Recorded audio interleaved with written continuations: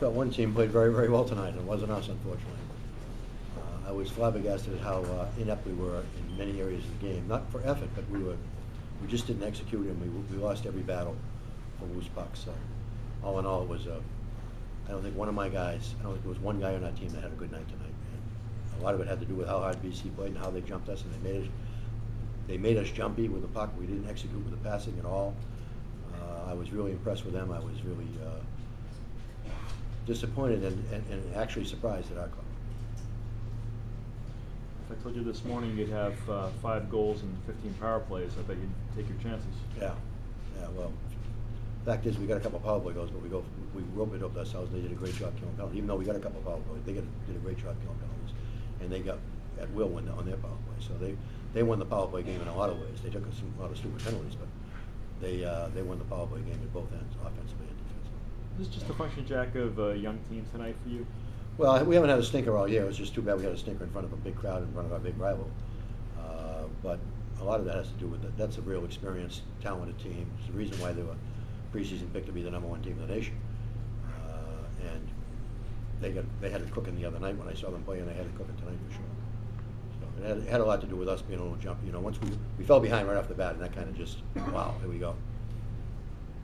Do you get any indication from practice this week that Kieran might come out and struggle a little bit from out of the gate? No, and you know he did struggle, but that was a crowded bus. There was a lot of guys that struggled.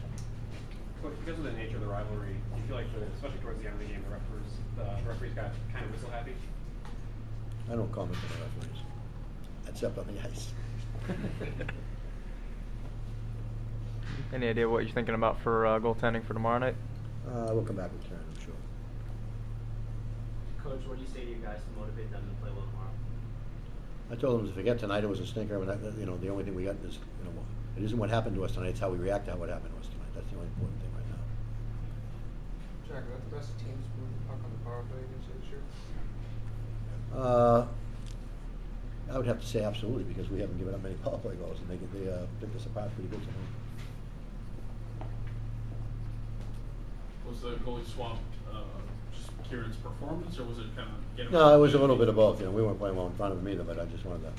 I could tell that he wasn't at the top of his game, so I wanted to get him out and get him away from that. And I thought maybe it'd jack us up a little bit if Rolly went in and stemmed the tide a little bit, but that didn't happen either.